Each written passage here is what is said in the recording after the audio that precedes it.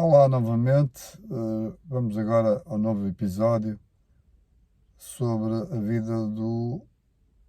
oitavo Conde de Barcelos, primeiro Duque de Bragança.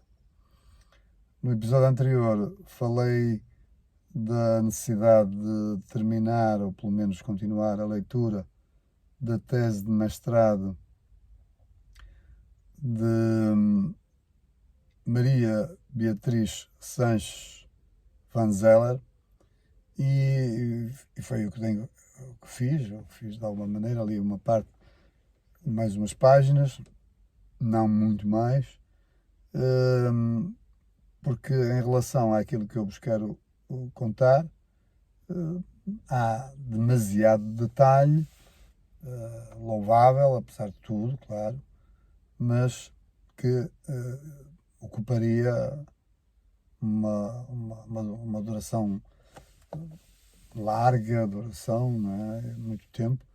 e tornaria fastidiosa esta análise. O Dom Afonso, o oitavo Conde de Barcelos, fez então, segundo a autora da tese, fez a viagem entre 1405 e 1408, passou, como eu já disse no episódio anterior, passou por vários reinos, foi muito bem recebido, teve autorizações para poder atravessar esses territórios, terá eventualmente participado com o rei da Hungria na altura, Dom Sigismundo, numa batalha contra os turcos. Isso não está confirmado. No regresso a Veneza, e de Veneza foi para a Terra Santa. Esteve, segundo a autora, cerca de 1 ano e 4 meses a visitar os vários lugares que eram reconhecidos como valiosos para um visitante, um peregrino, como se quiser referir-se, como nos quisermos referir ao próprio Dom Afonso, que por acaso nem vestia as roupagens, as roupas, as vestes tradicionais do peregrino. Nas crónicas que ela referiu, portanto, em fontes que ela refere, e ele aparece vestido como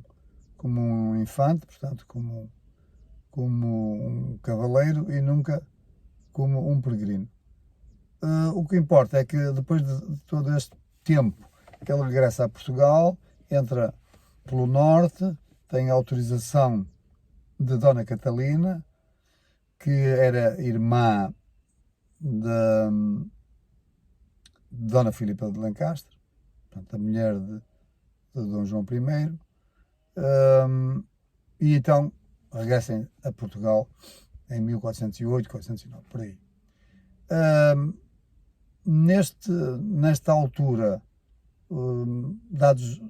que considero relevantes, não me parece ter havido muito. Importa sim referir, uns anos depois, portanto, 6 ou 7 anos, porque se foi em 408 são 7 anos, se foi em 409, em 1409 que ele regressou, serão 8 anos, porque em 1415 ele vai juntamente com Dom João I e os seus meios irmãos, os infantes Dom Pedro, Dom Duarte e Dom Henrique, o navegador, vão numa frota de cerca de 200 navios de vários tipos, vão para Ceuta e conquistam Ceuta nesse mesmo ano. Chegaram, viram e venceram com muita facilidade, segundo se refere. O Conde Dom Afonso,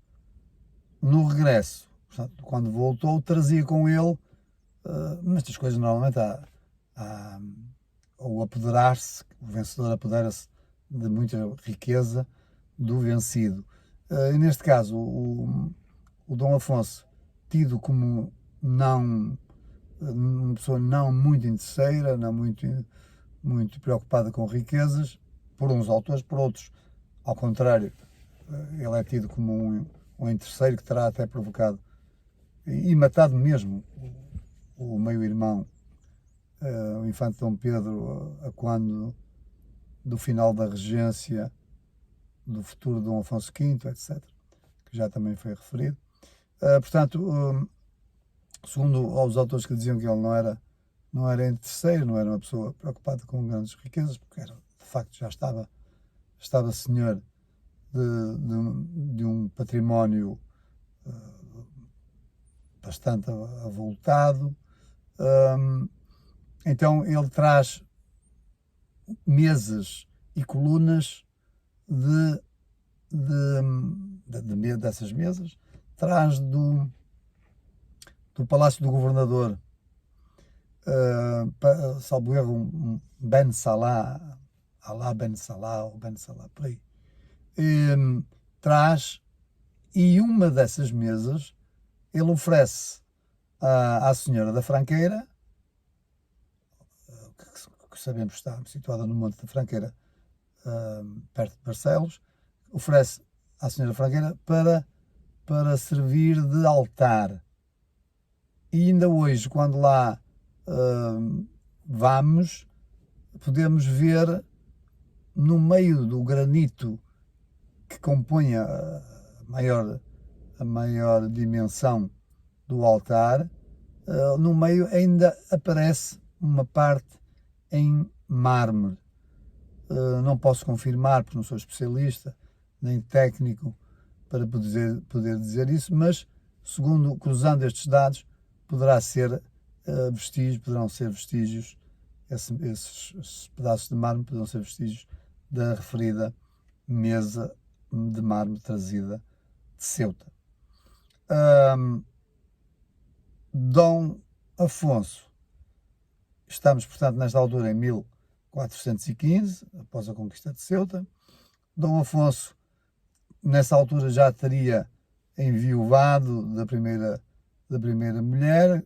que era filha de Dom Nuno Alves Pereira, o contestável de Dom João I, pai do Dom Afonso, e estava numa fase de transição para um futuro casamento, porque, por insistência do pai, que eu já referi, num dos outros episódios, ele voltou a casar uns anos mais tarde, em 1420, com uma senhora que fazia parte ainda da sua família, ainda era prima, por parte da mãe, era prima dele, e o casamento, também já referi isso no episódio anterior, salvo eu, foi preciso autorização papal por causa da consanguinidade. Mas estamos em 1415, conquista de Ceuta, e depois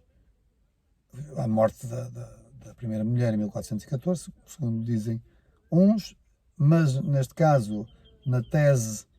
de mestrado, fala-se numa data muito anterior, 1403 ou 1405, até porque, segundo a autora, seriam essas as razões, ou uma das razões que teria levado à viagem, poderia muito bem ter sido a viuvez. Não só a ideia de peregrinação, mas também o facto de ter enviuvado. Mas há aqui uma diferença de datas muito grandes e, portanto, aqui eu, não especialista, não me vou meter propriamente a estar a querer tomar partido. Apenas sigo a ideia que tinha assumido anteriormente, e segundo alguns relatos, que apontam para 1414, a morte da primeira esposa do conde Dom Afonso. Portanto, entre 1415 e 1420, data das segundas núpcias, ele terá estado provavelmente a viver na morada principal, em Chaves.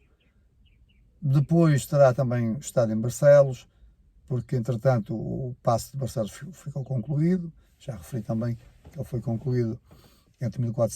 foi concluído em 1412, teria sido começado em 1406. teria estado então em Barcelos, e em relação a Guimarães e ao Paço, inicialmente dos Condes, só a partir de 1420 é que ele mandou construir esse paço, e isto teria ficado completo em 1433, e portanto nesse tempo, nesse período de tempo entre 20 e 33, tempo esse em que já estava casado com Dona Constança de Noronha, ele terá vivido mais tempo em Chaves e eventualmente em Barcelos